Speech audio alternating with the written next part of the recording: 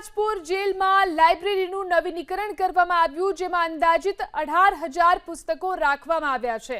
અલગ અલગ સંસ્થાઓએ આ પુસ્તકો ડોનેટ કર્યા છે। દર મહિને 2200 જેટલા પુસ્તકો ઇસ્યુ કરવામાં આવશે।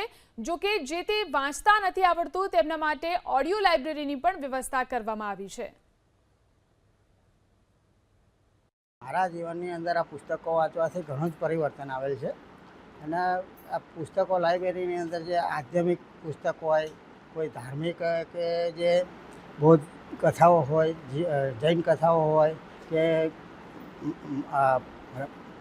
રામાયણ હોય અથવા ભાગવત ગીતા હોય, તો આવા અમે જે પુસ્તકો વાંચીએ છીએ, અમુક બીજા પણ પુસ્તકો વાંચીએ છીએ ઘણી સમય, તો પુસ્તકો વાંચવાથી અમને ઘણો મનની અંદર આનંદ થાય છે। સુરતની લાજપોર જેલમાં લાઇબ્રેરીનું નવીનીકરણ કરવામાં આવ્યું, જેમાં અંદાજિત 18,000 પુસ્તકો રાખવામાં આવ્યા છે।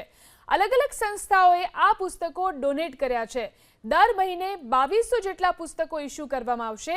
જો કે જે તે વાંચતા નથી આવડતું તેમના માટે ઓડિયો લાઇબ્રેરીની પણ વ્યવસ્થા કરવામાં આવી છે।